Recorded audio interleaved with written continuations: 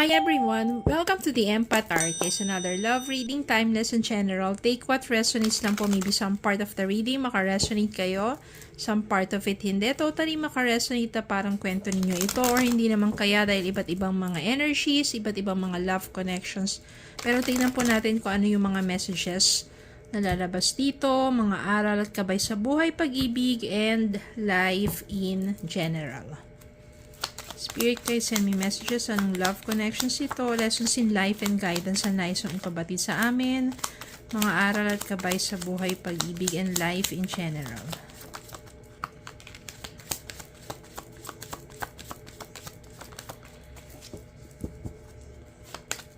Send me more messages, Spirit Guide.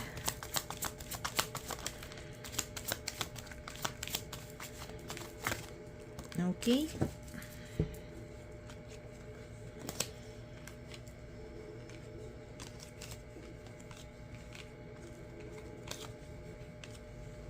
Nine of Wands, the Chariot, Ace of Swords, Six of Wands, Nine of Cups, Eight of Wands, the Devil, Judgment, Ten of Swords, Seven of Swords, and Four of Wands. Medyo mabigat ang pinagdaanan nyo dito.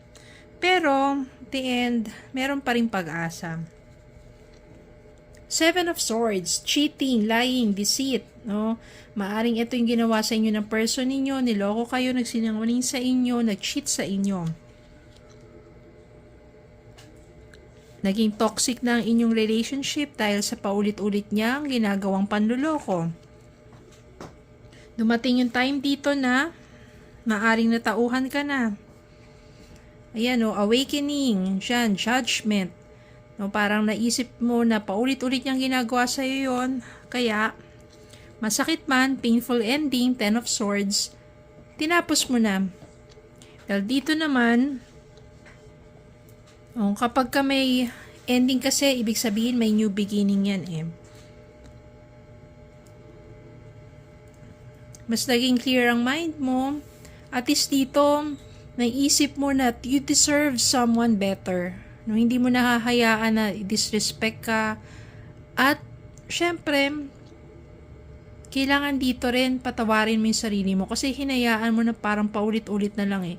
Binigyan mo siya ng chances, madali mo siyang mapatawad. Kaya para sa kanya, hindi na ganun ka worth it. Kasi alam niya, kahit gumawa siya ng kasalanan, patatawarin mo siya. Kaya ang nangyari, paulit-ulit na lang. Pero mabuti na lang at tinapos mo na. Then, maari dito, yung Nine of Wands kasi is being persistent sa life mo. Maybe dito, you realize that you have to focus muna sa sarili mo, no, sa mga goals mo in life. At least nakawala ka na sa toxic na person na yun. Kasi alam nyo po, kapag ka nandiyan ka sa toxic na tao, toxic na relationship na yan, di ba parang mabigat ang buhay? Pero kapag ka, sabihin natin na yung tao, yung person na kasama mo ay totoo sa'yo, honest sa'yo, mahal ka talaga, inaalagaan ka, di ka sinasaktan, di ba mas magaan? Mas yung pasok ng blessing sa'yo, mas magaan, mas madali yung flow ng blessings. Hindi kapag toxic yung person na kasama mo, mabigat. Puro na lang worries, doubts, and fears, puro sama ng loob, mabigat. Diba? Kaya dito, mabuti na lang nagkaroon ka ng clarity. And you are being persistent in your life. The Chariot, big sabihin yan, etong nangyari sa'yo na to, mas nagpatatag sa'yo at the Chariot, kung ano man yung mga obstacles na dumarating sa buhay mo, nalalagpasan mo. Kasi, naging strong ka. At dahil doon, nagiging attractive ka. No, you raise your vibrations kasi hindi mo hinayaan na magpatuloy pa sa isang toxic relationship. Then, Eight of Wands dito, someone biglang may magko-communicate sa'yo. Yung 8 of Wands dito, bigla ka makaka-receive ng message from someone na maaring kilala mo na siya. Maaring ito yung special someone mo before pa ng toxic na to. Siya yung babalik sa buhay mo. Someone from your past, na sabihin natin, yung tunay naman na nagmamahal sa'yo. Siguro nga, yung isang ex mo pa, before that toxic person, no? Or maaring kababata mo, or matagal nang may gusto sa'yo, na magbabalik sa buhay mo.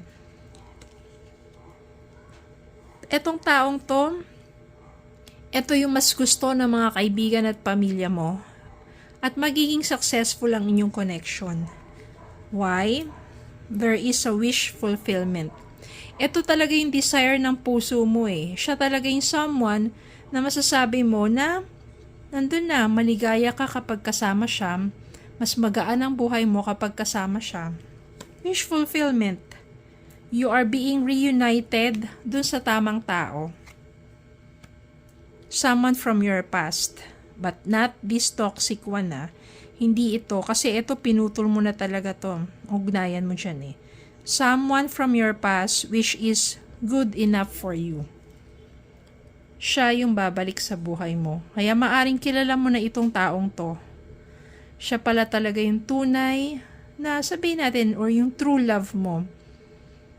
Or yung makakatuluyan. And it will be a wish fulfillment. Mas maganda yung energy nitong taong to. Reunite with someone that you deserve. Someone na